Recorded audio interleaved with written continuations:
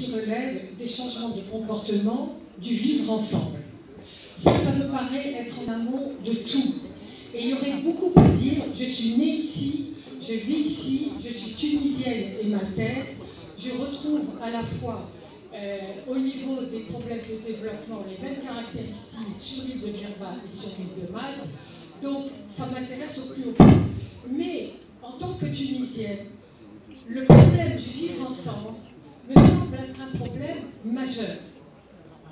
Et je pense qu'on a beaucoup d'efforts à faire par rapport à ça, en termes notamment du développement de la culture du compromis, en termes du développement de la culture de l'abstraction de notre ego. Et beaucoup de problèmes sont la conséquence de ça. Bon. Mais il n'y a pas que ça. Il y a aussi le problème de l'équité entre hommes et femmes. Et là, il y a beaucoup à dire également. Il y a le problème également de l'éthique, basée sur le respect mutuel. Donc, on doit travailler sur un véritable désir aussi de lutter contre les lobbies et contre la corruption que nous vivons depuis plusieurs décennies et qui sont un véritable frein au développement. Parce que des propos comme cela, moi je les entends dans tous les séminaires depuis au moins 30 ans. Bon. Et on en est toujours à la case départ. Bon, alors il faut qu'on fasse cette analyse. On ne va pas continuer à dépenser de l'argent, à impliquer les ONG, les institutions multilatérales pendant encore des décennies et être toujours à la case départ. Donc il faudra bien qu'un jour ou l'autre, on se décide pour prendre les choses en main. Voilà, c'est tout ce que j'avais à dire. Mais le facteur humain me paraît être déterminant si on veut. Merci beaucoup. Je crois qu'on a abordé beaucoup de choses. Bon, il nous reste peut-être cette question qui est importante, mais je ne sais pas si on a le temps. C'est la question, tout ce qu'on peut changer, il faut des hommes et des femmes et des acteurs, comme on dit, derrière tout ça. Alors, ma question est très simple. Quels sont les principaux acteurs ou groupes d'acteurs qui pourraient demain, bon, on a toujours été habité à l'État avant, maintenant, est-ce qu'on peut imaginer autre chose, d'après vous, avec cette révolution, ce changement de politique, etc. Est-ce que vous pouvez nous dire, en rapport avec Djerba, c'est pas la peine de penser à... quels sont les acteurs ou les groupes d'acteurs qui pourraient avoir un impact pour l'avenir? Pour moi, l'État ne va pas continuer à jouer le rôle qu'elle a joué jusque-là et qu'elle a trouvé si limite. Moi, je crois fort à la société civile et aux ressources humaines de l'île du Djerba. L'île du Djerba a beaucoup de ressources, une diversité, beaucoup de compétences qui sont là aussi présentes dans la salle, mais jusqu'à la Révolution, elle était dépourvue d'ONG, mis à part la CIT qui a travaillé depuis longtemps et qui était sur la scène et qui n'a pas pu faire le contrepoids pour un État qui était assez fort. Aujourd'hui, il y a l'émergence pas mal d'ONG au niveau de l'île et j'invite ces ONG à bien coordonner, à travailler ensemble et à aussi faire de sorte que ces ONG soient porteurs de développement, de ce modèle de développement qu'on espère. C'est bien à travers les institutions et les structures publiques aujourd'hui qu'on va voir un changement au niveau de l'île. Et ça reste ma conviction personnelle et je crois, j'ai beaucoup de confiance et je suis en contact avec certaines ONG et il faut travailler beaucoup sur le renforcement de capacité de ces ONG-là et leur engagement est certain, il va changer un peu le modèle de développement de l'île Djerba. Juste peut-être pour contredire, pour moi l'État, c'est l'expression de la volonté publique, reste un partenaire pour moi nécessaire. Donc l'un des acteurs, en tant que régulateur, en tant que... Peut-être tout à l'heure, on a critiqué un peu les modèles de développement. On a parlé de régulation ou de l'absence de régulation. Donc je crois, et je reste cette position pour le rôle de l'État à jouer dans le fait d'asseoir un modèle de développement futur.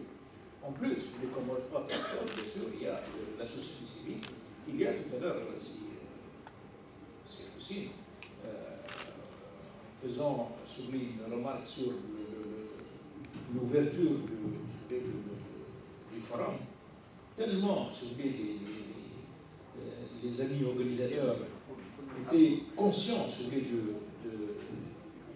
du problème de développement qu'en fait, ils se demandaient pourquoi il y a tant de problèmes à Djerba, tellement il y a cette volonté des Djerbiens. Donc les Djerbiens sont un autre acteur nécessaire et aidant à la réalisation de ce développement de l'île et à réfléchir à froid sur l'île de Djerba en termes d'espace, en termes de la gestion de cette île, à réfléchir, comme je dis, à froid, c'est pas si difficile que ça. Ce qu'il faut peut-être, c'est une discipline interne, une discipline au niveau de ces acteurs qui partagent l'exploitation de l'île pour en faire comme tellement on a qualifié cette île d'île jardin, d'île Éden, d'île.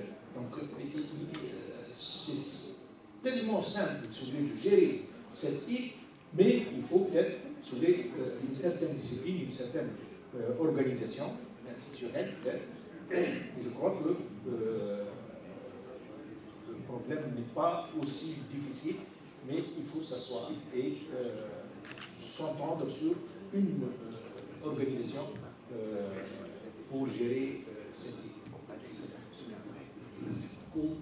Je suis entre les deux parce que moi je considère que la société civile est une composante absolument nécessaire pour faire avancer les choses.